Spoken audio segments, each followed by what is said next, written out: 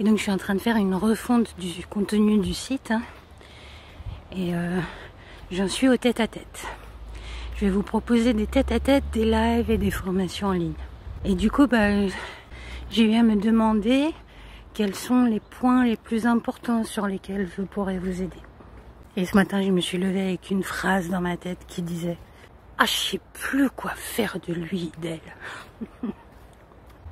Et ça se répétait « Ah, je sais pas quoi en faire, je sais pas quoi en faire. » Donc je vous proposerai aussi un petit service comme ça. Vous savez, les petits durs en classe, hein, ça a toujours été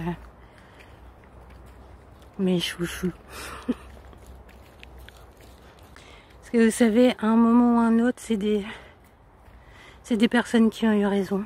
Elles se sont montrées en colère, ou insolentes, mais ce n'était pas pour rien. Et derrière ça, on leur a direct mis une étiquette dessus. Et du coup, ces mômes-là, ils répondent qu'à l'étiquette. Comme on les voit, ils sont. C'est assez hallucinant. Cette mécanique-là, c'est quand même quelque chose. Et j'avais très envie du coup de vous parler d'un petit en particulier qui est encore dans mon souvenir très vif. C'était mon année de stage à l'UFM de Livry-Gargan. Et j'étais arrivée dans une classe à Stein qui était, mais alors, wow. Il fallait en plus que je les emmène à la piscine, ceux-là. Moi, je me sentais responsable. Hein.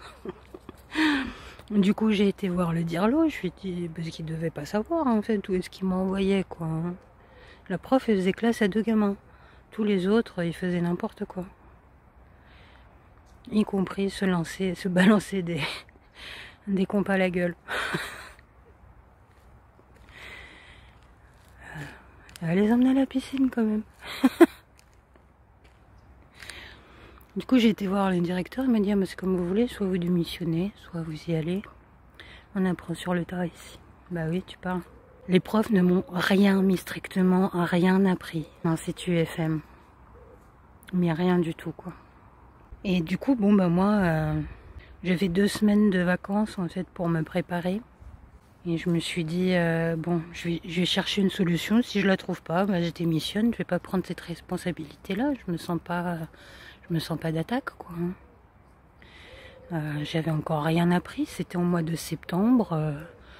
Ces gamins-là avaient besoin d'un professeur chevronné, quelqu'un qui s'y connaissait quand même. Je tombe sur un bouquin qui s'appelle L'inconscient dans la classe. Et je mets en place la méthode institutionnelle qu'elle décrit. Allez donc savoir pourquoi, moi je comprenais pas. Hein. On m'a direct mis sur la sellette. Dès ce premier stage. Parce que j'avais utilisé cette méthode-là. Où en fait il ne fallait pas noter les gamins, il fallait qu'ils se corrigent les uns les autres, etc. Entre autres, hein, ça devait être vraiment la raison pour laquelle...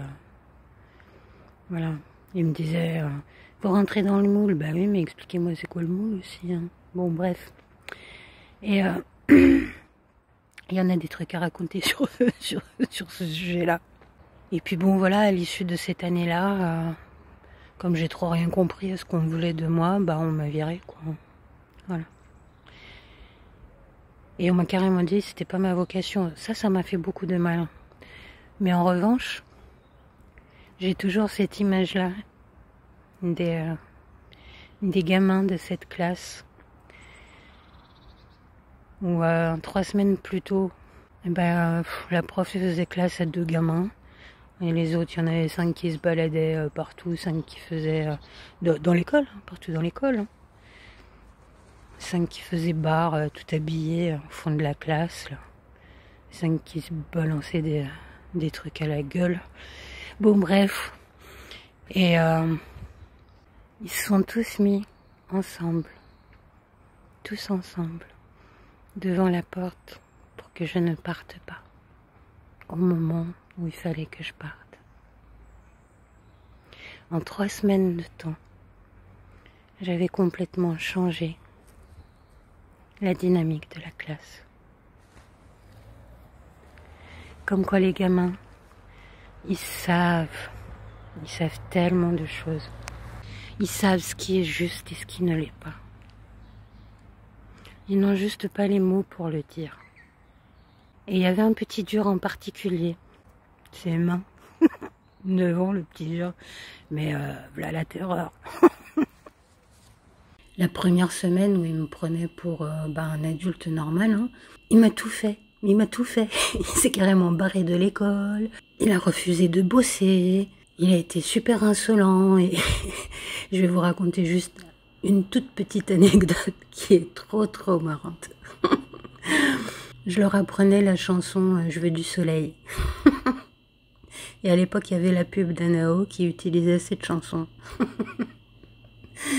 Et du coup, une première fois, lui, il y est allé. Je veux du soleil. Et lui, Danao. Ça m'a fait exploser de rire. Du coup, pendant toutes les répétitions et à l'enregistrement, c'était lui qui était le préposé au Danao. Avec sa super voix de rappeur. Ouais. C'était super marrant. L'insolence de ces gosses, quand on la prend pas perso, elle est tellement géniale, quoi. Mais géante. Et ben, au bout de 3 semaines avec moi, et grâce à la méthode institutionnelle, hein, il n'était plus du tout vu comme la terreur. Ni par les élèves, ni par les profs. Il était vu comme le meilleur danseur que tout le monde venait voir pour lui apprendre à danser. Et ça se fait petit à petit en laissant être simplement les gamins. Il faut juste les laisser être qui ils sont à chaque instant. Il faut les comprendre. Il faut savoir qu'ils ont eu raison d'agir comme ils ont agi, que c'était pas de leur faute. C'est la faute des adultes. C'est toujours la faute des adultes qui les entourent. Hein? Et quand on dit je sais plus quoi faire de lui, eh ben viens me voir. Je vais te dire.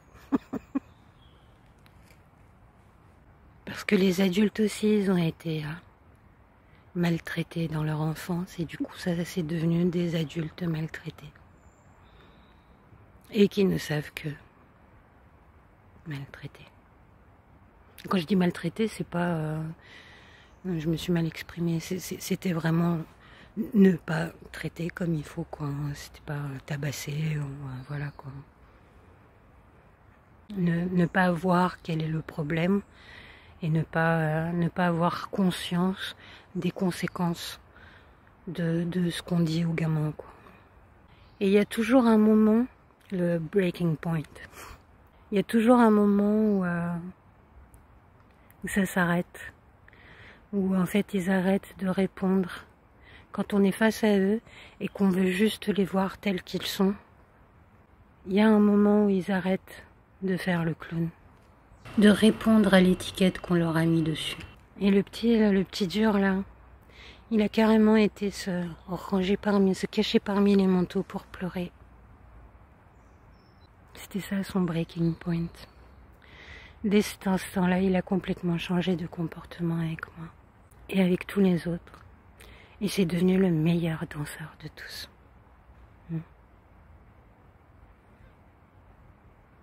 Ça, c'est vraiment un souvenir que je chéris, mais de tout mon cœur. Même si ça m'a valu d'être virée de l'éducation nationale, ça m'a fait un mal de chien, et ben je ne regrette absolument pas d'avoir mis en place cette méthode-là. C'était vraiment la chose à faire.